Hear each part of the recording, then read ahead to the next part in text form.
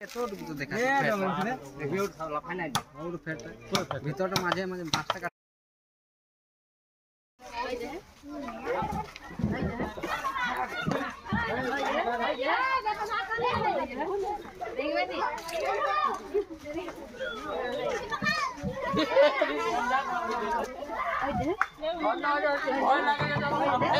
ए लगा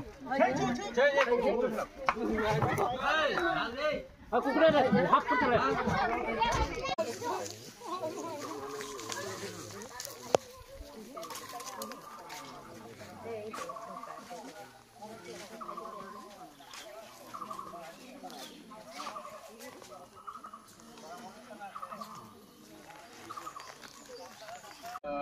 মই আছো বৰ্তমান 10 নম্বৰ বুলি কয় আমাৰ ঘৰৰ ওচৰতে ঘৰৰ পৰা প্ৰায় 2 কিলোমিটাৰমান হ'ব। আজি ইয়াতে দুডাল বাঁহৰ মাজত মানে এটা চকৰি ফেটি সাপ ফুচি গৈছিলে। ফুচি যোৱাৰ কাৰণে ইয়াৰ যিবিলাক সচেতন আজিকালি যিবিলাক ল'ৰা আছে ল'ৰাবিলাকে ভিডিঅ' চাই থাকে মোবাইলৰ লগত যে সাপ মাৰিব নালাগে, সাপে আমাক সহায় কৰে। সেইকাৰণে মোক মাতিলে আৰু মই আহি পেলাই বৰ্তমান আপোনাৰ সাপটো ৰেস্কিউ কৰিলোঁ, বস্তাত ভৰাই থৈছোঁ। আৰু আপোনালোকক সকলোকে মই ধন্যবাদ দিছোঁ। সাপ নামাৰিব, আকৌ যদি কেতিয়াবা দেখে মোক ফোন নম্বৰটো পালে ফোন কৰিব, মই আহিম। সাপটো আমি বচাব লাগে কাৰণ সাপ আমাৰ প্ৰয়োজন হয়। কাৰণ কেলৈ আপোনাৰ এতিয়া এই নিগনি চিগনিবিলাক এন্দুৰবিলাক এইবিলাক খাই থাকেতো সাপে, নহয় জানো?